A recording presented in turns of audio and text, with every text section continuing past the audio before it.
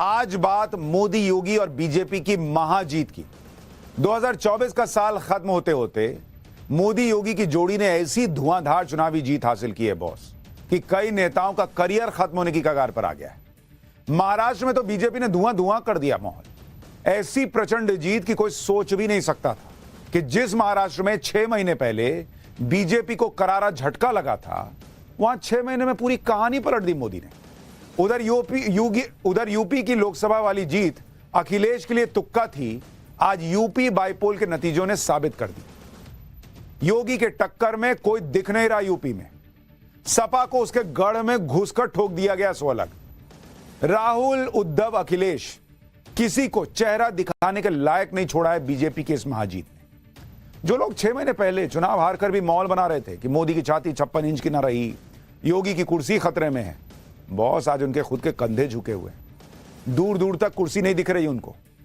आज एक बात तो क्रिस्टल क्लियर हो गई कि ब्रांड मोदी का जलवा कायम है, योगी का फॉर्मूला हिट है और भाई 2027 और 2029 दोनों सेट है बॉस। उन्होंने ऐसी विजयश्री प्राप्त कर दी है कि न भूतो न भविष्य तो ऐसी विक्ट्री जो इस बार मिली है। आज मैं महाराष्ट्र के तमाम मतदाताओं को बहुत बहुत धन्यवाद देता हूँ, उनका अभिनंदन करता हूँ, क्योंकि ये विक्ट्री जो है ये लैंडस्लाइड विक्ट्री है। ये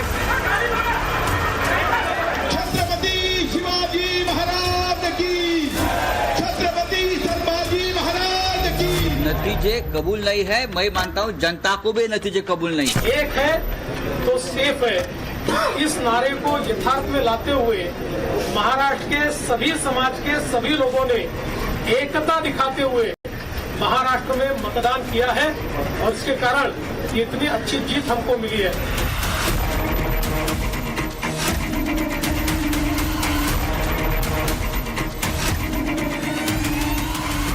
बड़े हैरान करने वाले नतीजे आए हैं। जिस तरीके से लोकसभा में 151 असेंबलीज पे हमारी लीड थी, वो सिमट कर अगर इस नंबर पे आ गई है तो एक प्रश्न चिन्ह जरूर उठता है।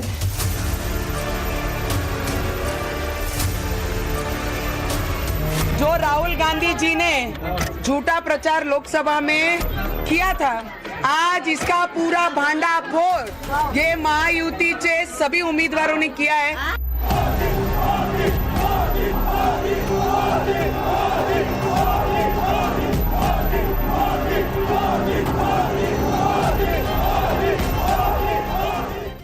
महाराष्ट्र में क्या हुआ, यूपी में कैसे खेला हुआ और अब आगे क्या होने वाला है, आज आपको सब कायदे से बताऊंगा।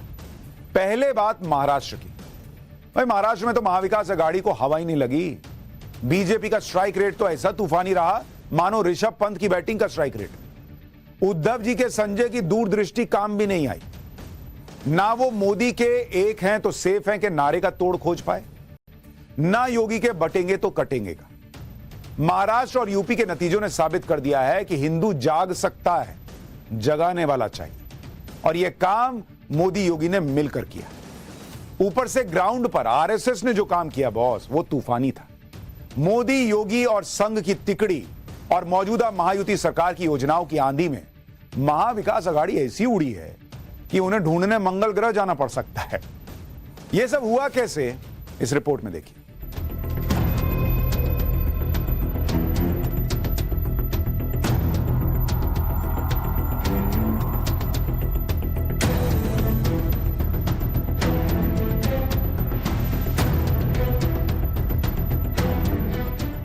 कहां तो तय थी कुर्सी अघाड़ी में हर एक दल के लिए, अब कौन लेगा जिम्मेदारी हार के दलदल के लिए। महाराष्ट्र में विकास अघाड़ी की गति ऐसी होगी किसने सोचा था कि उद्धव की शिवसेना खारिज हो जाएगी। कौन जानता था कि 6 महीने पहले तक लोकसभा चुनावों में तपस्वी राहुल गांधी की राजनीतिक सिद्धि का दावा कर रही कांग्रेस महाराष्ट्र में जमीन सूंघती दिखेगी। किसने देखा था कि महाविकास अघाड़ी के भीष्म पितामह का सत्ता स्वप्न ऐसे खंड खंड हो जाएगा और यूपी में अखिलेश यादव का हरे रंग से भरा समाजवाद भगवा लहर में उलट जाएगा। पर हाय, ऐसा हो गया। महाराष्ट्र में सुशासन की जीत हुई है। महाराष्ट्र में सच्चे सामाजिक न्याय की विजय हुई है। और साथियों, आज महाराष्ट्र में झूठ, छल, फरेब बुरी तरह हारा है। महाराष्ट्र में बीजेपी की सत्ता बरकरार रही। यूपी के उपचुनाव में बीजेपी दमदार रही। उद्धव के संजय की तो पूछिए मत। उन्हें इतना बड़ा झटका लगा है कि वो रह रहकर बोल उठते हैं कि इस राज्य की जनता बेईमान नहीं है। जिस राज्य में सबसे बड़ी बेईमानी हो गई है, इस राज्य की जनता बेईमान नहीं है। ये नतीजे ऐसे दिए आपने कि अपने राज्य को, जनता को बेईमान ठहराया है। इस राज्य की जनता बेईमान नहीं है। लेकिन सवाल यह है कि संजय ये समझा रहे हैं कि महाराष्ट्र में महायुति को वोट देने वाली जनता बेईमान है, या वो ये बता रहे हैं कि जनता ने उन्हें नकार कर बेईमानी की है। लेकिन ऐसा क्या हुआ कि महाराष्ट्र में मुख्यमंत्री पद के लिए मातापच्ची कर रही, हिमालय से भी ऊंचे आत्मविश्वास से भरी महाविकास अघाड़ी ऐसी गिरी? कुछ तो वजह रही होगी, क्योंकि एक दिन पहले तक विजय स्वप्न में डूबे उद्धव कहते थे कि 4 जून के बाद महाराष्ट्र की सियासत में दूसरा बम फूटने वाला है। उद्याची आपण सर्व वाट बघतो आहोत। काल जो बॉम्ब फुटला तो 4 दिवस आधी फुटला असता तर त्याचा स्फोट मोठा झाला असता। तरी देखील 19 तारखेला एक बॉम्ब फुटलेलाच आहे। नोटांचा बॉम्ब जो काही वसई विरारला फुटला तो सुद्धा लोकांनी पाहिलेला आहे। उद्धव ठाकरे की एक भविष्यवाणी तो सच साबित हुई ही। बम तो फूटा, लेकिन जमीन उनकी ही हिल गई और हसरतें उनके साथ ही महाविकास अघाड़ी की पिघली। तो क्या 6 महीने बाद महाराष्ट्र ने लोकसभा चुनावों की गई गलती को सुधार लिया? अगर देखें तो महाराष्ट्र में बड़े फैक्टर थे जो दांव पर रहे। मसलन बाला साहब की असली शिवसेना कौन? हिंदुत्व और विकास बनाम मुस्लिम तुष्टीकरण, परिवारवाद बनाम लोकतंत्रवाद की जंग, विपक्ष और राहुल गांधी का संविधान खत्म करने वाला फेक नैरेटिव बनाम ब्रांड मोदी पर भरोसा। प्रधानमंत्री का मेमोरी लॉस हो रहा है। मैंने कहा कि बीजेपी कॉन्स्टिट्यूशन पे आक्रमण कर रही है, वो कहते हैं संविधान पर आक्रमण कर रही है। हर भाषण में मैं कह रहा हूं, मैं इसको लेके खड़ा हो रहा हूं, कह रहा हूं कि भाई इस पर बीजेपी आक्रमण कर रही है। 1 साल से मैं बोल रहा हूं। मोदी जी को पता लगा कि लोगों को गुस्सा आ रहा है, तो मोदी जी कह रहे हैं, राहुल गांधी कह रहा है कि राहुल गांधी संविधान पर आक्रमण कर रहे हैं। महाराष्ट्र की चुनावी सभाओं में पीएम मोदी पर मेमोरी लॉस का तंज कर रहे राहुल गांधी को महाराष्ट्र की जनता ने जवाब दे दिया। हाल ये है कि इस बार चुनावों में कांग्रेस की लुटिया पिछली बार के मुकाबले ज्यादा गहरी डूबी है। शाम 4 बजे तक के रुझानों में कांग्रेस बमुश्किल 18 सीटों पर अटकी रही, जिसे पिछले बार के चुनाव में 44 सीटें मिली थी। यानी 26 सीटों का नुकसान राहुल गांधी के कथित करिश्माई लीडरशिप के बावजूद कांग्रेस को हुआ। अगर महायुति के खेमे में आज जश्न के धमाके हैं और जीत की रंगत और जोश है, तो इसके पीछे 4 बड़े फैक्टर अहम हैं। पहला फैक्टर रहा विपक्ष के जाति में बांटने वाले कार्ड का काउंटर, एक हैं तो सेफ हैं का मोदी संदेश। वहीं दूसरा फैक्टर रहा हिंदुत्व की लकीर पर कसा योगी का बटोगे तो कटोगे का नारा। तीसरा अहम फैक्टर रहा जमीन पर शिंदे सरकार की योजनाओं का लाभ। और चौथा फैक्टर संघ की सक्रिय भूमिका।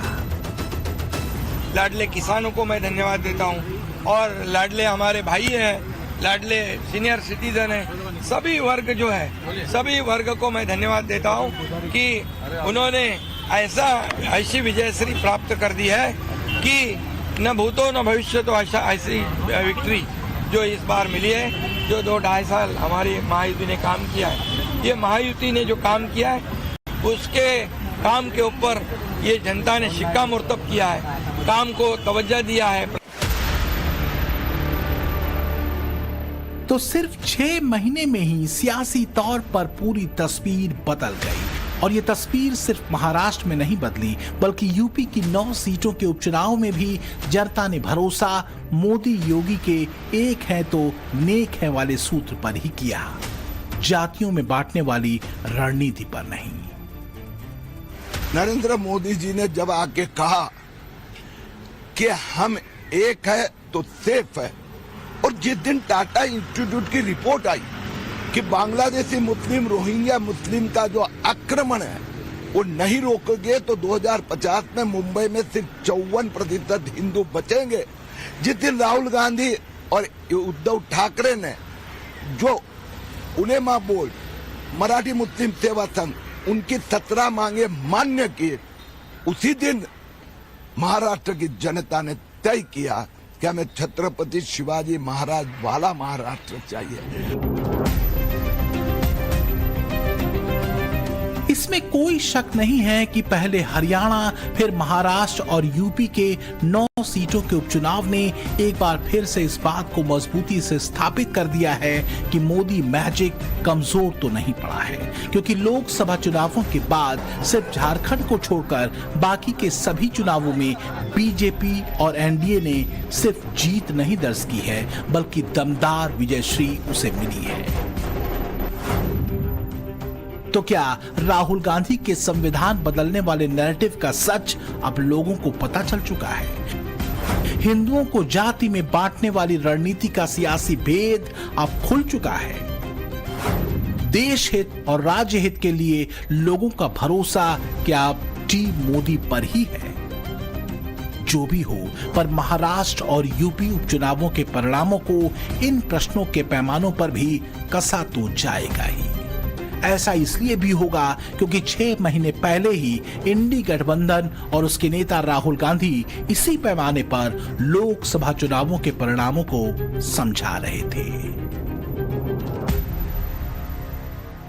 हिंदू जाति में बंटने को तैयार नहीं है, इसका टेस्ट तो यूपी में भी था, और यूपी बाईपोल के नतीजों ने साबित कर दिया कि मोदी के बाद योगी यही नारा सेट है बॉस। दरअसल यूपी के वोटर्स को लोकसभा चुनाव के बाद ही ये लगने लगा था कि गलती हो, जिन्होंने राम मंदिर बनवा के दिया उनको वोट देने भी घर से नहीं निकला हिंदू, और वोटर के इस पछतावे वाले जख्म पर अखिलेश यादव ने नमक रगड़ दिया। फैजाबाद के सांसद अवधेश प्रसाद को ट्रॉफी की तरह हर जगह घुमा रहे थे। बड़ी संख्या में हिंदू वोटर्स का यह फीडबैक था कि जिस तरह से अखिलेश यादव अवधेश प्रसाद को साथ लेकर चलते हैं, वो हिंदुओं को अयोध्या में वोटर ने जो नाइंसाफी की बीजेपी के साथ, उसकी बार बार याद दिलाता है, अंदर तक झकझोर देता है। ऊपर से योगी ने बटेंगे तो कटेंगे का नारा देकर पूरा मामला ही सेट कर दिया। हिंदुओं को लगने लगा कि उनके बटने का मजाक बनाया जा रहा था, और फिर जो हुआ वो आज सबके सामने आ गया। अखिलेश यादव प्रशासन और ईवीएम का रोना रोते रह सकते हैं, लेकिन सच यही है कि जो उन्होंने किया वही उनके पास लौट कर आया है। लेकिन इसके अलावा पर्दे के पीछे और क्या हुआ, इस रिपोर्ट में देखिए।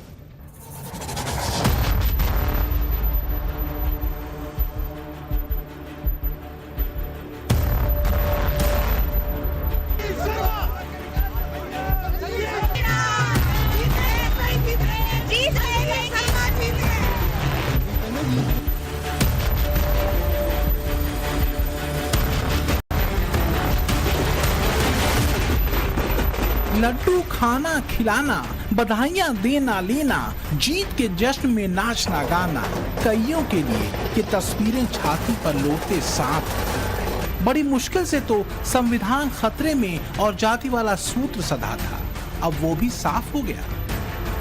उत्तर प्रदेश में भी ऐसा ही हुआ है। 9 में से 7 सीटें बीजेपी की लीडरशिप वाली एनडीए के खाते में चली गई। इनमें से कुछ सीटें ऐसी हैं जिन पर कभी साइकिल ही चला करता। नतीजों के बाद समाजवादी सुप्रीमो अखिलेश यादव ने लिखा, इलेक्शन को करप्शन का पर्याय बनाने वालों के हथकंडे तस्वीरों में कैद होकर दुनिया के सामने उजागर हो चुके। आगे और भी बहुत गंभीर बातें थी, लेकिन जो संक्षिप्त भावार्थ है वो ये कि आंगन टेढ़ा है। यूपी के उपचुनाव में 6 सीटों पर बीजेपी और 1 सीट पर आरएलडी की जीत हुई है, जबकि सिर्फ 2 सीटें ही समाजवादी पार्टी के खाते में। हताशा स्वाभाविक है, अखिलेश हताश है, क्योंकि बड़ी मुश्किल से पीडीए वाला फार्मूला तैयार हुआ था।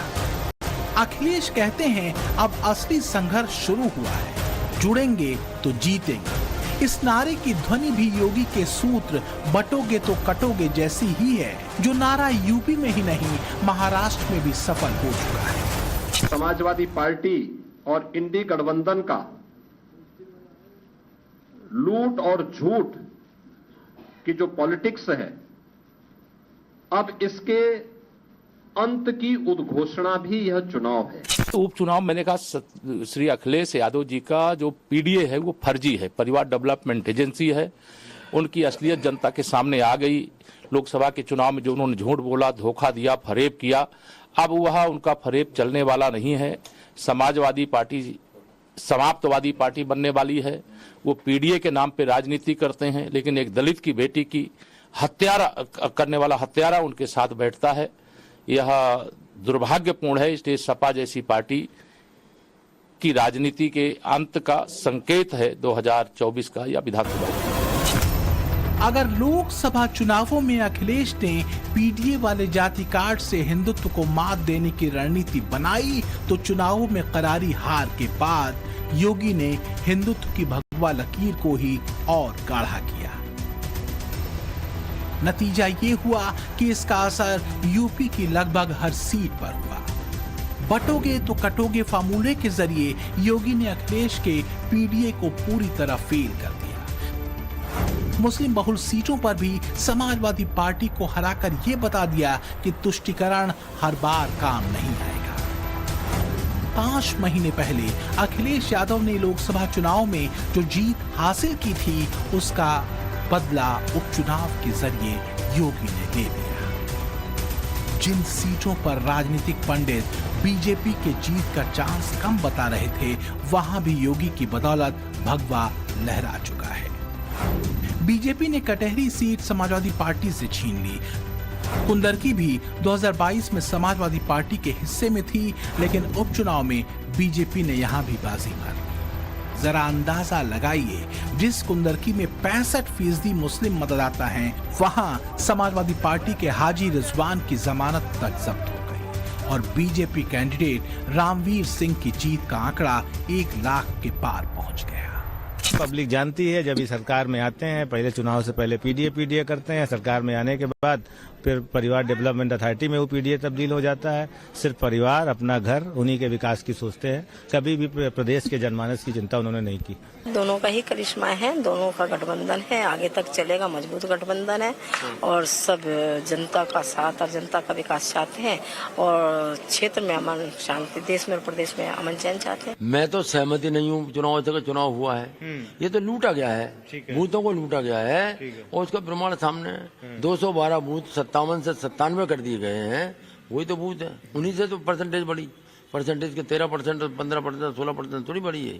तो मैं तो चुनावों को रद्द कराने की मांग करता हूं और अर्धसैनिक बलों के उसमें पुलिस के जितना उत्पीड़न किया है, जितना लोगों को मारा है, जितना पीटा है, अधिकारियों ने अपने हाथों से तक से वो क्या नाम बटन दबाए हैं मशीनों के, ये एक तरह नंगा नाच हुआ है पूरा 20 तारीख में कि बड़े पैमाने पर। योगी आदित्यनाथ ने अखिलेश यादव की पार्टी को जोर का झटका दिया। इसके मायने दूर तक जाते हैं।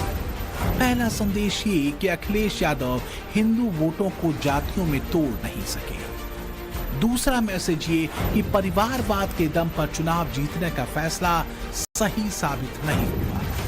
तीसरा संदेश ये कि कांग्रेस को सीट नहीं देने का फैसला भी उन पर भारी पड़ गया। चौथा ये कि अखिलेश को लोकसभा चुनाव वाला अति आत्मविश्वास ले डूबा। लेकिन माना यह जा रहा है कि जो बात हिंदुओं को अखर गई वो रही फैजाबाद के सांसद अवधेश प्रसाद को चुनावी सभाओं में घुमाकर ये जताना कि अयोध्या ने ही बीजेपी के हिंदुत्व की लहर को खारिज कर दिया। यही बात उनके सियासी मित्र राहुल गांधी भी संसद से लेकर चुनावी सभाओं तक में कहते रहे। तो क्या हिंदुओं ने इसे आत्मसम्मान से जोड़ लिया? विपक्ष का एक नेगेटिव एजेंडा है, नकारात्मक एजेंडा, और समाज को जाति, भाषा, क्षेत्र के नाम पर बांटकर देश को जो कमजोर करने का उनका षड्यंत्र है, उस षड्यंत्र को भी उत्तर प्रदेश की जनता ने चुनावों के माध्यम से एक बेनकाब करने का, एक संदेश देने का काम किया।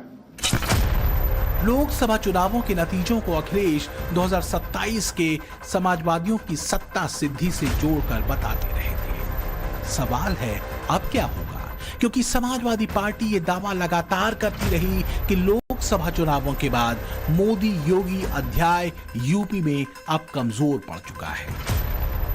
लेकिन ऐसा लगता है कि योगी के बटोगे तो कटोगे सूत्र ने अखिलेश के पीडीए वाले फार्मूले में वार तो करारा किया है। हालांकि बीजेपी को एक झटका भी लगा आज, और वो झटका लगा झारखंड में, जहां हेमंत सोरेन ने गजब रिजल्ट दिया। लेकिन आप जानकर हैरान रह जाएंगे कि झारखंड में भी एक है तो सेफ है का ही नारा चला। आप कहेंगे ये कैसे पॉसिबल है? ये नारा बीजेपी के पक्ष में नहीं बल्कि हेमंत सोरेन के पक्ष में चला।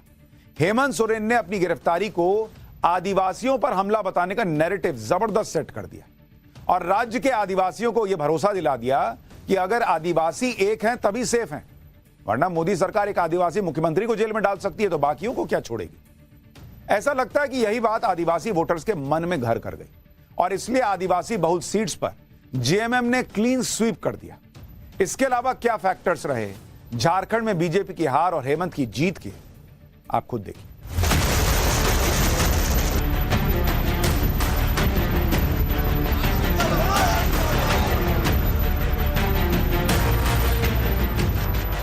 हैरान करने वाले नतीजे रहे झारखंड के, जहां बीजेपी ये मानकर बैठी थी कि एंटी इनकम्बेंसी के साथ ही करप्शन और घुसपैठी वाला मुद्दा हेमंत को सत्ता से बाहर कर ही देगा, लेकिन ये आकलन गलत साबित हुआ। झारखंड में हेमंत फिर से लौटे और प्रचंड बहुमत के साथ लौटे। रुझानों के भीतर झारखंड में जेएमएम और उसके सहयोगी दलों को 56 सीटें मिलती दिख रही हैं, जबकि उसके मुकाबले बीजेपी कहीं पीछे है, उसे सिर्फ 24 सीटें मिल रही हैं। महिलाओं को, पुरुषों को, किसानों को, मजदूरों को, सभी जाति धर्म के लोगों ने जो मतों का किया है, इसके लिए मैं उनको बहुत बहुत धन्यवाद और आभार प्रकट करता हूं। इसमें कोई शक नहीं है कि अगर इंडी गठबंधन को इतनी बड़ी जीत झारखंड में मिली है तो इसके पीछे चेहरा है हेमंत सोरेन का। सच ये है कि यहाँ भी कांग्रेस को ढोना जेएमएम की मजबूरी है। अब सवाल यह है कि आखिर हेमंत सोरेन की आंधी झारखंड में कैसे चली? क्या वजह रही कि हेमंत चुनावों में और ज्यादा मजबूत होकर उभरे? माना यह जा रहा है कि सबसे बड़ी वजह रही बीजेपी के पास सीएम चेहरा न होना या इसे लेकर कंफ्यूजन की स्थिति, जबकि दूसरी तरफ हेमंत को लेकर कोई दुविधा नहीं थी। दूसरा अहम मुद्दा माना जा रहा है आदिवासी अस्मिता का मुद्दा, तीसरा मुद्दा महिला वोटर्स का बड़ा समर्थन और चौथा कुर्मी वोटर्स का चुनावों में बंटना। लेकिन ऐसा लगता है कि पीएम मोदी के एक रहोगे तो सेफ रहोगे सूत्र को हेमंत सोरेन ने बखूबी आदिवासी समाज तक पहुंचाया और उससे अपने लक्ष्यों को सिद्ध करने में वो कामयाब रहे।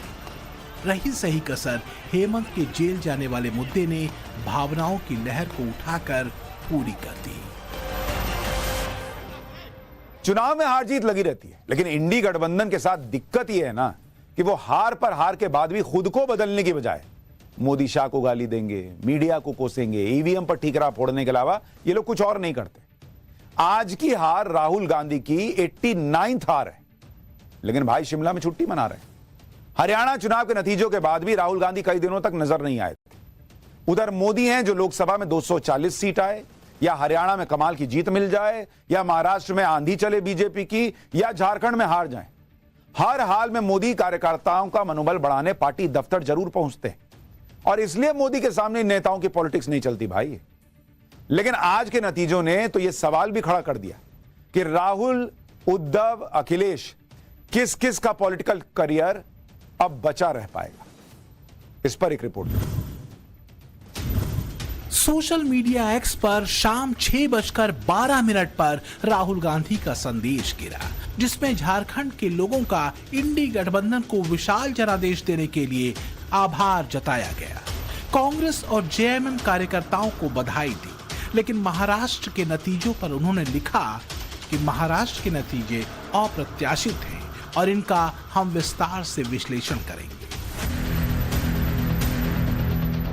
अब जिस इंडी गठबंधन की जीत की बधाई राहुल गांधी दे रहे हैं, उस इंडी गठबंधन में कांग्रेस की हैसियत नंबर 2 की है और वो अंतर भी इतना ज्यादा बड़ा है कि राहुल गांधी के नेतृत्व को इंडी गठबंधन के बाकी दलों के नेता कब तक गंभीरता से लेंगे, ये उनके ऊपर है।